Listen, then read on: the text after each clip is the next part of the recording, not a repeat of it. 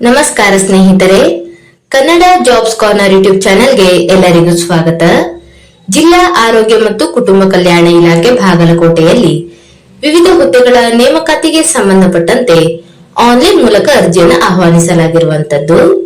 ಇನ್ನು ಯಾವ್ಯಾವ ಹುದ್ದೆಗಳಿವೆ, ಎಷ್ಟೆಷ್ಟು ಹುದ್ದೆಗಳು ಖಾಲಿ ಇರುವಂತದ್ದು, ಏಜ್ ಲಿಮಿಟ್, ಎಜುಕೇಶನಲ್ ಕ್ವಾಲಿಫಿಕೇಶನ್ ಹಾಗೂ ಸೆಲೆಕ್ಷನ್ ಪ್ರೊಸೀಜರ್ ಬಗ್ಗೆ ಈ ಒಂದು ವಿಡಿಯೋದಲ್ಲಿ ಮುಂದೆ ನೋಡ್ತಾ ಹೋಗೋಣ.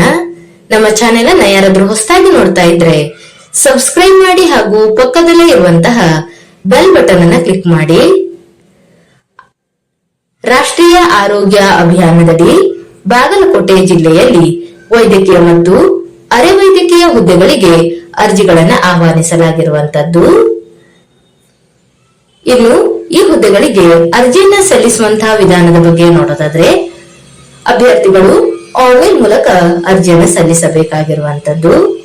bagalkot.nic.in ಈ ಒಂದು ವೆಬ್ಸೈಟ್ ಮೂಲಕ ಅಭ್ಯರ್ಥಿಗಳು ಆನ್ಲೈನ್ ಮೂಲಕ ಅರ್ಜಿಯನ್ನ ಸಲ್ಲಿಸಬಹುದು. ಜೂನ್ 3ರಿಂದ ಜೂನ್ 17ರವರೆಗೆ ಅಭ್ಯರ್ಥಿಗಳು ಅರ್ಜಿಯನ್ನು ಸಲ್ಲಿಸಬಹುದಾಗಿರುವಂತದ್ದು. ಇನ್ನು ಯಾವ್ಯಾವ ಹುದ್ದೆಗಳಿವೆ ಹಾಗೂ ಎಷ್ಟೆಷ್ಟು ಹುದ್ದೆಗಳು ಖಾಲಿ ಇದೆ ಅಂತ ನೋಡ್ತಾ ಹೋಗೋದಾದ್ರೆ, ಮೊದಲನೇದಾಗಿ ಆಡಿಯೋಲಾಜಿಸ್ಟ್. ಈ ಒಂದು ಹುದ್ದೆಗೆ ನೋಡೋದಾದ್ರೆ, ಆಡಿಯಾಲಜಿ ಮತ್ತು ಸ್ವಿಚ್ ಲ್ಯಾಂಗ್ವೇಜ್ ಪ್ಯಾಥಾಲಜಿಯಲ್ಲಿ ಪದವಿಯನ್ನ ಪಡೆದಿರುವಂತಹ ಅಭ್ಯರ್ಥಿಗಳು ಈ ಒಂದು ಹುದ್ದೆಗಳಿಗೆ ಅರ್ಜಿಯನ್ನು ಸಲ್ಲಿಸಬಹುದು. ಅಥವಾ RCI ಮಾನ್ಯತೆ ಪಡೆದಂತಹ ಸಂಸ್ಥೆಯಿಂದ BSc ಸ್ವಿಚ್ ಅಂಡ್ ಹಿಯರಿಂಗ್ ಅನ್ನ ಮಾಡಿರುವಂತಹ ಅಭ್ಯರ್ಥಿಗಳು ಸಹ ಅರ್ಜಿಯನ್ನು ಸಲ್ಲಿಸಬಹುದಾಗಿದೆ. ಇನ್ನು ಏಜ್ ಲಿಮಿಟ್ ಬಗ್ಗೆ ನೋಡೋದಾದ್ರೆ, ಪರಿಶಿಷ್ಟ ಜಾತಿ ಪಂಗಡ ಹಾಗೂ ಪ್ರವರ್ಗ 1 ಅಭ್ಯರ್ಥಿಗಳಿಗೆ 43 ವರ್ಷದವರೆಗೆ ಅರ್ಜಿಯನ್ನು ಸಲ್ಲಿಸಲು ಅವಕಾಶವನ್ನ ನೀಡಲಾಗಿರುವಂತದ್ದು. ಇನ್ನು 2A, 2B, 3A, 3B ಈ ಒಂದು ಅಭ್ಯರ್ಥಿಗಳಿಗೆ 41 ವರ್ಷಗಳವರೆಗೆ ಅರ್ಜಿಯನ್ನು ಸಲ್ಲಿಸಲು ಅವಕಾಶವನ್ನ ನೀಡಲಾಗಿದೆ. ಇನ್ನು ಸಾಮಾನ್ಯ ಅಭ್ಯರ್ಥಿಗಳಿಗೆ 38 ವರ್ಷದವರೆಗೂ ಸಹ ಅರ್ಜಿಯನ್ನು ಸಲ್ಲಿಸಲು ಅವಕಾಶವನ್ನ ನೀಡಲಾಗಿರುವಂತದ್ದು. ಇನ್ನು ವೇತನ ಶ್ರೇಣಿಯ ಬಗ್ಗೆ ನೋಡೋದಾದ್ರೆ, ಈ ಹುದ್ದೆಗಳಿಗೆ ಆಯ್ಕೆಯಾದಂತ ಅಭ್ಯರ್ಥಿಗಳಿಗೆ ಪರ್ ಮಂತ್ 30,000 ಸ್ಯಾಲರಿಯನ್ನು ನೀಡಲಾಗುವಂತದ್ದು. ಒಟ್ಟು ಒಂದು ಹುದ್ದೆ ಖಾಲಿ ಇರುವಂತದ್ದು. ಇನ್ನು ಎರಡನೇದಾಗಿ ಆಡಿಯೋಮೆಟ್ರಿಕ್ ಅಸಿಸ್ಟೆಂಟ್. ಈ ಒಂದು ಹುದ್ದೆಗೆ ನೋಡೋದಾದ್ರೆ, RCI ಮಾನ್ಯತೆ ಪಡೆದಂತ ಸಂಸ್ಥೆಯಿಂದ ಶ್ರವಣ ಭಾಷೆ ಮತ್ತು ಭಾಷಣನಲ್ಲಿ 1 ವರ್ಷಗಳ ಡಿಪ್ಲೊಮಾವನ್ನ ಹೊಂದಿರಬೇಕಾಗಿರುತ್ತದೆ. ಇನ್ನು ಏಜ್ ಲಿಮಿಟ್ ಬಗ್ಗೆ ನೋಡೋದಾದ್ರೆ, ಪರಿಶಿಷ್ಟ ಜಾತಿ ಪಂಗಡ ಹಾಗೂ ಕೆಟಗರಿ 1 ಅಭ್ಯರ್ಥಿಗಳಿಗೆ 43 ವರ್ಷಗಳವರೆಗೆ ಅರ್ಜಿಯನ್ನು ಸಲ್ಲಿಸಲು ಅವಕಾಶವನ್ನ ನೀಡಲಾಗಿದೆ. ಇನ್ನು 2A, 2B, 3A, 3B ಈ ಒಂದು ಅಭ್ಯರ್ಥಿಗಳಿಗೆ 41 ವರ್ಷಗಳವರೆಗೆ ಅರ್ಜಿಯನ್ನು ಸಲ್ಲಿಸಲು ಅವಕಾಶವನ್ನ ನೀಡಲಾಗಿರುವಂತದ್ದು. ಇನ್ನು ಸಾಮಾನ್ಯ ಅಭ್ಯರ್ಥಿಗಳಿಗೆ 38 ವರ್ಷಗಳವರೆಗೆ ಅರ್ಜಿಯನ್ನು ಸಲ್ಲಿಸಲು ಅವಕಾಶ ನೀಡಲಾಗಿದೆ. ಇನ್ನು ವೇತನ ಶ್ರೇಣಿಯ ಬಗ್ಗೆ ನೋಡೋದಾದ್ರೆ, ಪರ್ ಮಂತ್ 15,114 ಸ್ಯಾಲರಿಯನ್ನು ನೀಡಲಾಗುವಂತದ್ದು. ಒಟ್ಟು ಒಂದು ಪೋಸ್ಟ್ ಖಾಲಿ ಇರುವಂತದ್ದು. ಇನ್ನು ಕೀಟ ಸಂಗ್ರಾಹಕ. ಈ ಒಂದು ಹುದ್ದೆಗೆ ನೋಡೋದಾದ್ರೆ, ದ್ವಿತೀಯ PUC ಪಾಸ್ ಆಗಿರುವಂತಹ ಅಭ್ಯರ್ಥಿಗಳು ಅರ್ಜಿಯನ್ನು ಸಲ್ಲಿಸಬಹುದು. ಇನ್ನು ಅಭ್ಯರ್ಥಿಗಳು PUCಯಲ್ಲಿ ವಿಜ್ಞಾನ ವಿಷಯದಲ್ಲಿ ತೇರ್ಗಡೆಯಾಗಿರಬೇಕು. ಗರಿಷ್ಠ 40 ವರ್ಷದ ಒಳಗಿನ ಎಲ್ಲಾ ಅಭ್ಯರ್ಥಿಗಳು ಅರ್ಜಿಯನ್ನು ಸಲ್ಲಿಸಬಹುದು. ಇನ್ನು ವೇತನ ಶ್ರೇಣಿಯ ಬಗ್ಗೆ ನೋಡೋದಾದ್ರೆ, 15,114 ಸ್ಯಾಲರಿಯನ್ನು ನೀಡಲಾಗುವಂತದ್ದು. ಇದರ ಜೊತೆಗೆ 3,200 ರೂಪಾಯಿ TAD ಸಹ ನೀಡಲಾಗುವಂತದ್ದು. ಒಟ್ಟು ಒಂದು ಪೋಸ್ಟ್ ಖಾಲಿ ಇರುವಂತದ್ದು. ಇನ್ನು ತಾಲೂಕು ಕಾರ್ಯಕ್ರಮ ವ್ಯವಸ್ಥಾಪಕರು. ಈ ಒಂದು ಹುದ್ದೆಗೆ ನೋಡೋದಾದ್ರೆ, BBM ಅಥವಾ MBA ಮಾಡಿರುವಂತಹ ಅಭ್ಯರ್ಥಿಗಳು ಅರ್ಜಿಯನ್ನು ಸಲ್ಲಿಸಬಹುದು. ಜೊತೆಗೆ ಕಂಪ್ಯೂಟರ್ ನಲ್ಲಿ ನಾಲೆಜ್ ಅನ್ನು ಹೊಂದಿರಬೇಕು. ಇನ್ನು ಎಕ್ಸ್ಪೀರಿಯನ್ಸ್ ಬಗ್ಗೆ ನೋಡೋದಾದ್ರೆ, ಸರ್ಕಾರಿ ಸಂಸ್ಥೆಯಲ್ಲಿ ಅಥವಾ ಸೊಸೈಟಿಯಲ್ಲಿ ಲೆಕ್ಕಪತ್ರ ಅಥವಾ ಆಡಳಿತ ವಿಭಾಗದಲ್ಲಿ ಕನಿಷ್ಠ 4 ವರ್ಷಗಳ ಒಂದು ಎಕ್ಸ್ಪೀರಿಯನ್ಸ್ ಅನ್ನು ಹೊಂದಿರುವವರು ಅರ್ಜಿಯನ್ನು ಸಲ್ಲಿಸಬಹುದು. ಇನ್ನು ಗರಿಷ್ಠ 40 ವರ್ಷದ ಒಳಗಿನ ಎಲ್ಲಾ ಅಭ್ಯರ್ಥಿಗಳು ಈ ಒಂದು ಹುದ್ದೆಗಳಿಗೆ ಅರ್ಜಿಯನ್ನು ಸಲ್ಲಿಸಬಹುದು. ಇನ್ನು ವೇತನ ಶ್ರೇಣಿಯ ಬಗ್ಗೆ ನೋಡೋದಾದ್ರೆ, 18,384 ಪರ್ ಮಂತ್ ಸ್ಯಾಲರಿಯನ್ನು ನೀಡಲಾಗುತ್ತದೆ.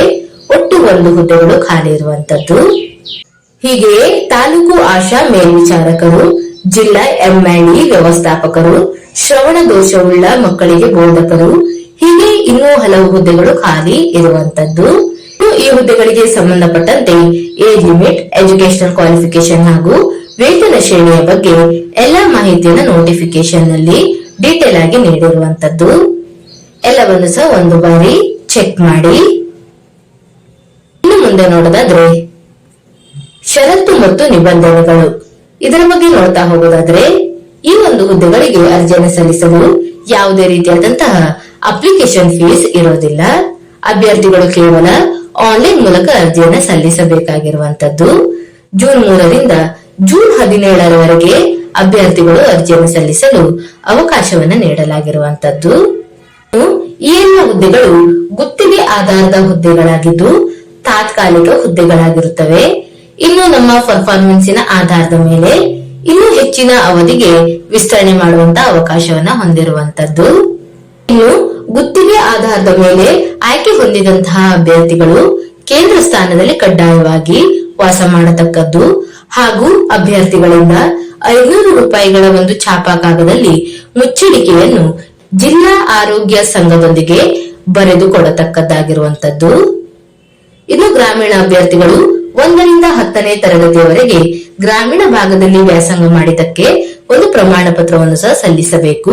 ಇನ್ನು ಕನ್ನಡ ಮಾಧ್ಯಮ ಅಭ್ಯರ್ಥಿಗಳು 1ರಿಂದ 10ನೇ ತರಗತಿಯವರೆಗೆ ಕನ್ನಡ ಮಾಧ್ಯಮದಲ್ಲಿ ವ್ಯಾಸಂಗ ಮಾಡಿದ ಬಗ್ಗೆ ಪ್ರಮಾಣ ಪತ್ರವನ್ನು ಸಹ ಕಡ್ಡಾಯವಾಗಿ ಹೊಂದಿರತಕ್ಕದ್ದಾಗಿರುತ್ತದೆ.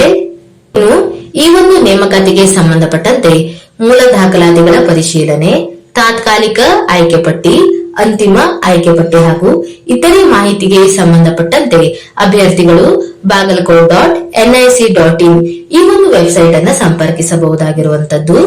ಇನ್ನು ಹೆಚ್ಚಿನ ಮಾಹಿತಿಗಾಗಿ ಜಿಲ್ಲಾ ಆರೋಗ್ಯ ಮತ್ತು ಕುಟುಂಬ ಕಲ್ಯಾಣ ಅಧಿಕಾರಿಗಳ ಕಾರ್ಯಾಲಯ ಬಾಗಲಕೋಟೆ ಈ ಒಂದು ಕಚೇರಿಯನ್ನು ಸಹ ಸಂಪರ್ಕಿಸಬಹುದಾಗಿರುವಂತದ್ದು. ಇನ್ನು ಆಸಕ್ತ ಮತ್ತು ಅರ್ಹ ಅಭ್ಯರ್ಥಿಗಳು ಈ ಒಂದು ಹುದ್ದೆಗಳಿಗೆ ಅರ್ಜಿಯನ್ನು ಸಲ್ಲಿಸಬಹುದಾಗಿರುತ್ತದೆ.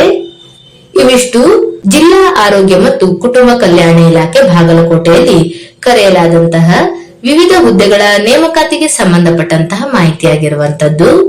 ಈ ಒಂದು ವಿಡಿಯೋ ನಿಮಗೆ ಇಷ್ಟವಾಗಿದ್ದಲ್ಲಿ ಒಂದು ಲೈಕ್ ಮಾಡಿ, ಶೇರ್ ಮಾಡಿ ಹಾಗೂ ಸಬ್ಸ್ಕ್ರೈಬ್ ಮಾಡಿ. ಜೊತೆಗೆ ಪಕ್ಕದಲ್ಲೇ ಇರುವಂತಹ ಬೆಲ್ ಬಟನ್ ಅನ್ನು ಕ್ಲಿಕ್ ಮಾಡಿ.